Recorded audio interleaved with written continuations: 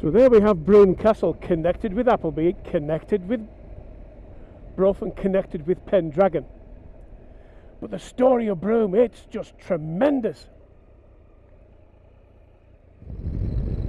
We're heading back towards the A6 to head south, and we're going to go to an area whose story is disputed. There is another part that tries to claim the story, and that story is about Clifton.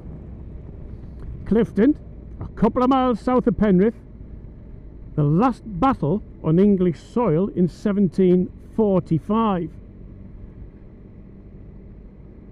and it's about the Scots retreating and English chasing them. Now the story is so long and protracted, you'll find more about it in the book. But this area, laying claim to fame to being the last battle area on English soil, well, by looking in the book you'll find out the other area that has that claim.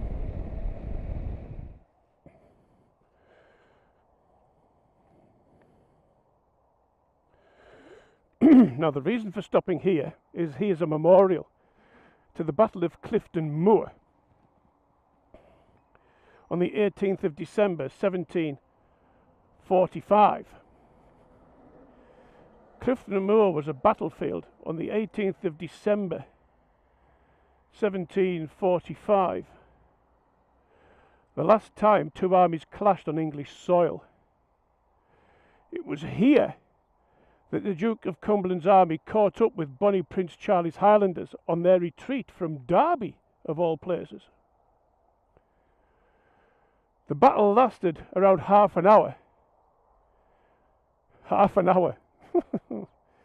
And about a dozen men were killed on each side. The 45 Jacobite ended with the Battle of Culloden 4 months later, the Battle of Culloden being up in Northumberland. But so much is made of this battle lasting half an hour in December 1745. Now, for me, December's canny chilly, so perhaps they didn't have the blood coursing through the veins for a good scrap. And now what we're going to do is discover one of the best hidden stretches of water in the whole of the UK, in my humble opinion, in the whole of the UK.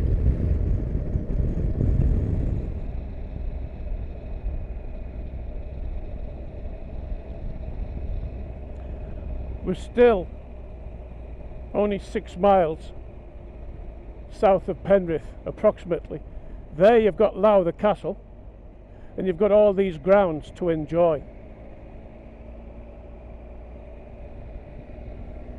The way they make their money now, unfortunately, is through a holiday park.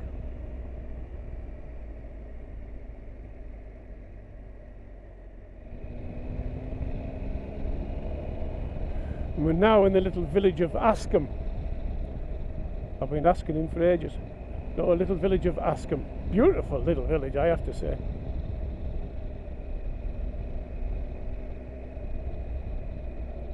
And as we come to this T-junction, we're going to turn left.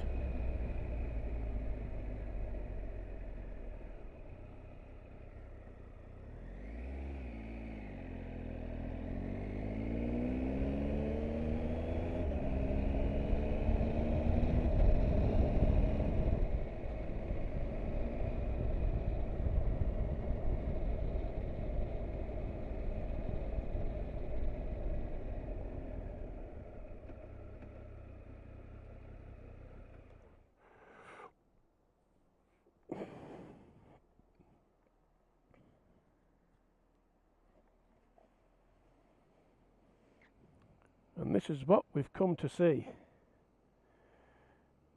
This is Haweswater Reservoir.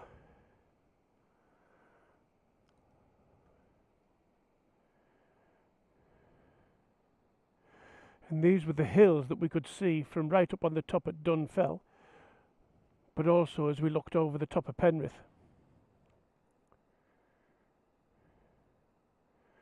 And 2018 has been an interesting year for weather, close to drought conditions, so you can see that the level is significantly down.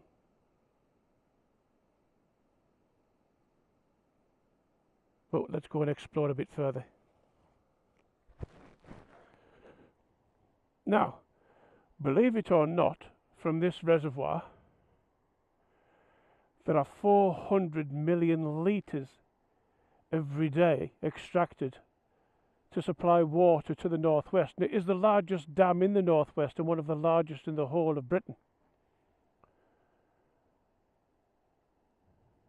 But a fascinating fact is, even though there's 400 million litres of water every day that leave Haweswater Reservoir, if you added up all the water it dispenses in a year, it still wouldn't add up to the amount of water that goes over Niagara Falls every 60 seconds. And you didn't know that now, did you? Would you like to go and have a look a bit further up? Oh, yes, Uncle Kev. Come on then. Let's do it.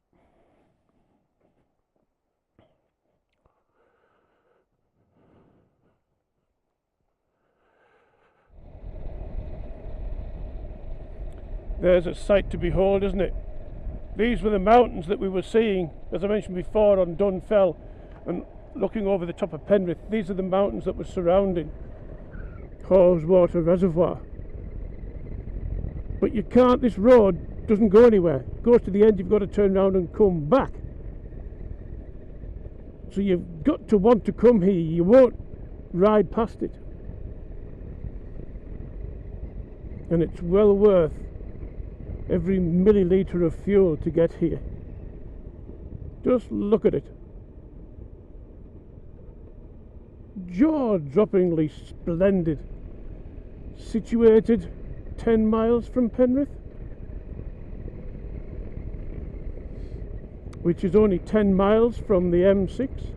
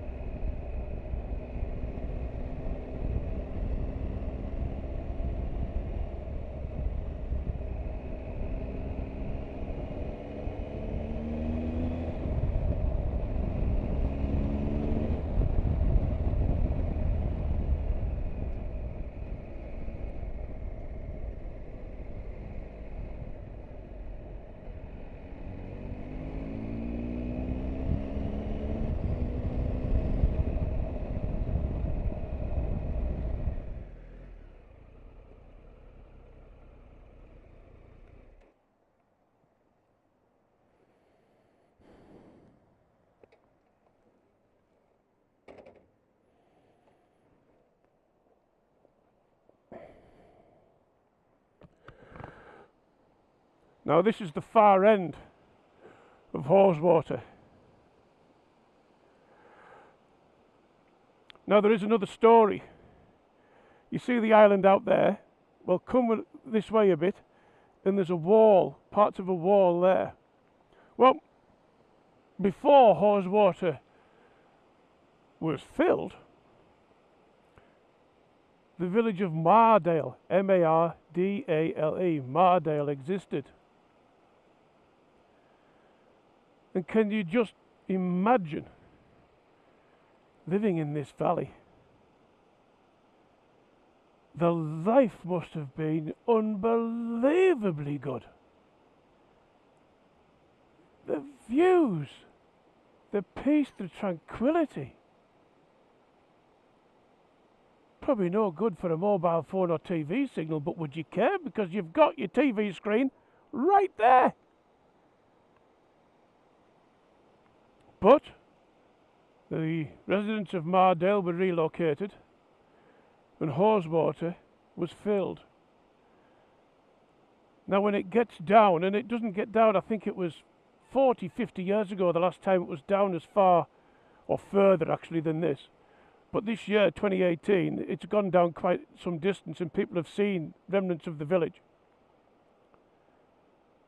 And it's quite eerie. But you can just see how far the waterline is from where the waterline is now.